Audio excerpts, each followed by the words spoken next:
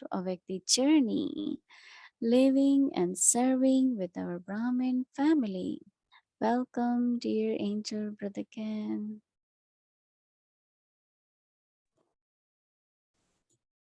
Om Shanti, dear Sister Bhumi. Om Shanti, Didi. Om Shanti, everyone. Today, I think I want to share about one of the most important aspects of living and serving with our Brahmin family, which is the aspect of communication.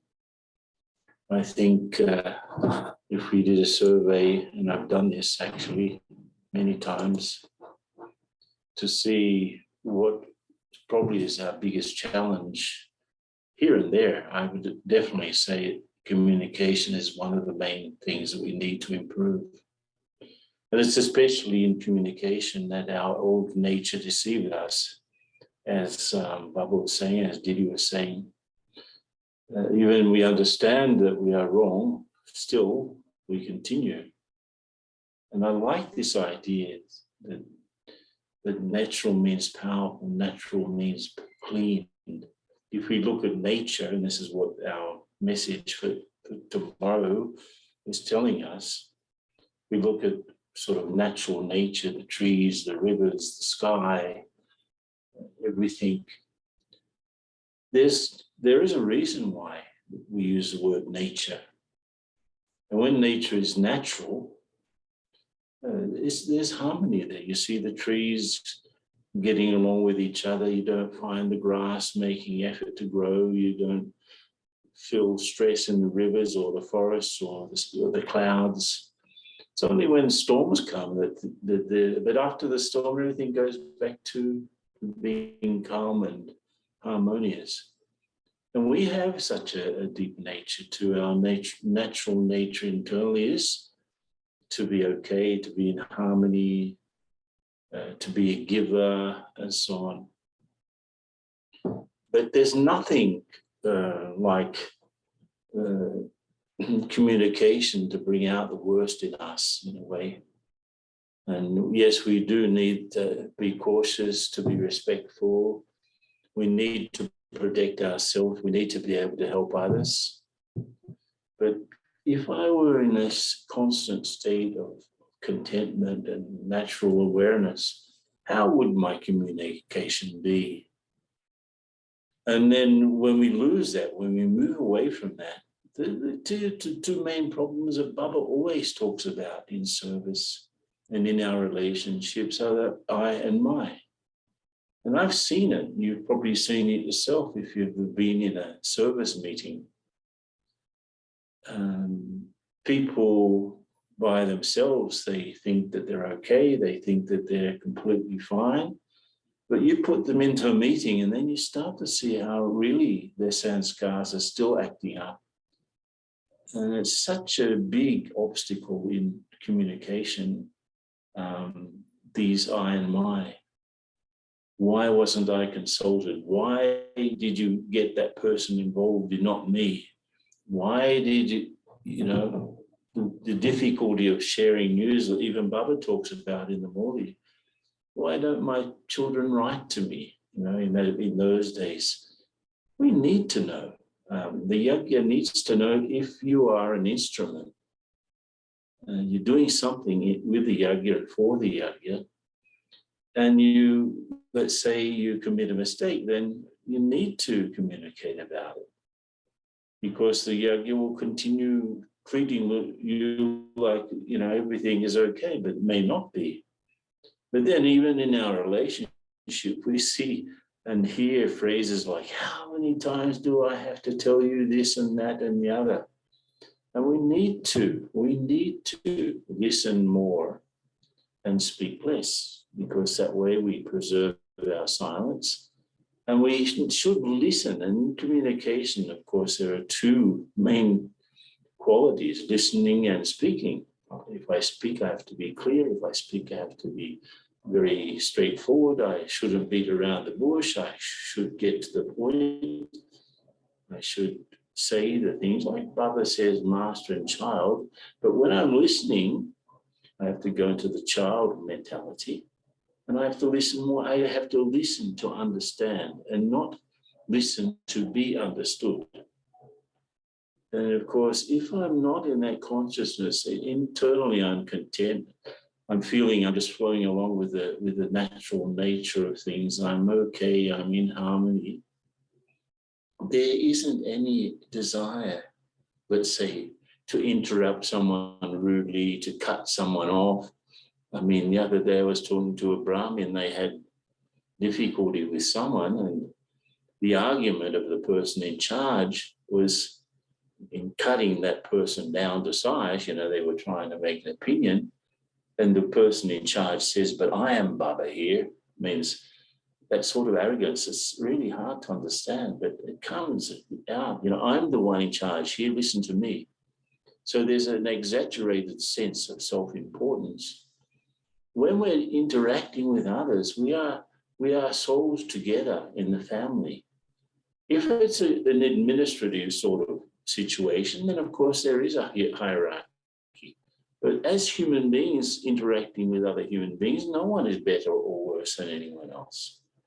So we have to be very careful about this. Now I'm going to show you something. And since this topic is such a big one, I think I'll have to do it in 2 parts, but that's okay too. I want to show you something which is really quite interesting.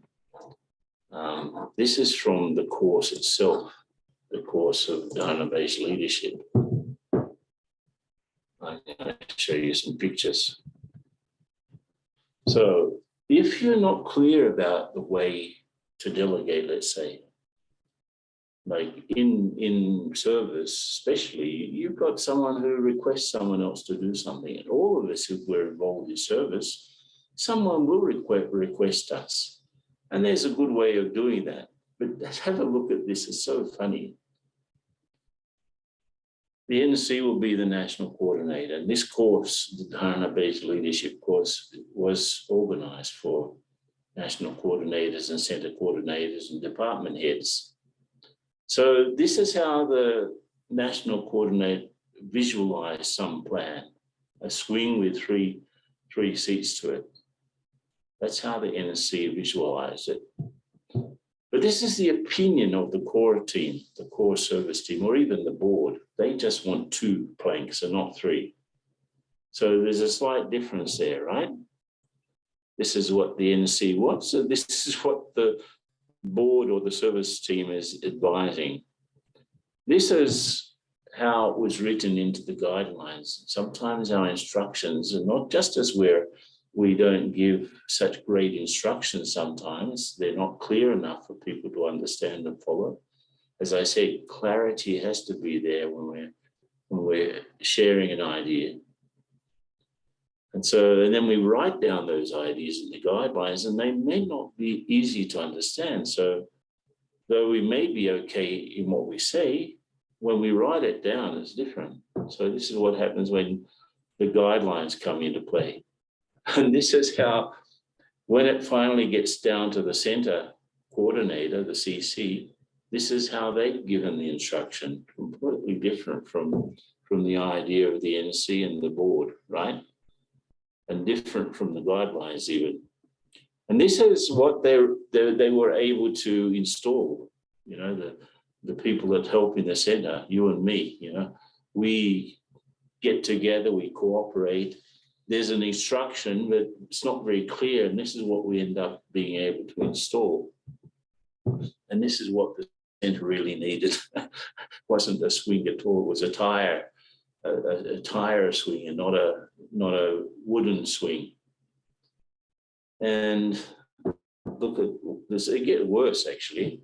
This is how we supported the program. I must say that the Avyak Parivar team has been a great example of consistency and support right throughout. So I think we all need to recognize that they've been able to create a team that really, really works very well. And therefore the communication amongst them must be really good. And this is finally how they end up supporting whatever their plan was. And it just goes on and on. And generally, this is where we fail a lot in Brahma Kumaris. We don't document very well what we do. That means we don't write down how to do something so that other centers, other countries can learn from what we're doing. So it's like, it's a pity, really.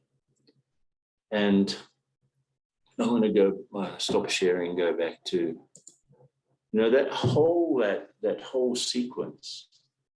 If there was very clear communication from the beginning, in this case, what the center really wanted, and they got the board involved, they got the national coordinator involved, and it was very clear what they wanted. They discussed it, and people made questions, and then it ended up clear enough. And then, of course, you divide who's going to do what.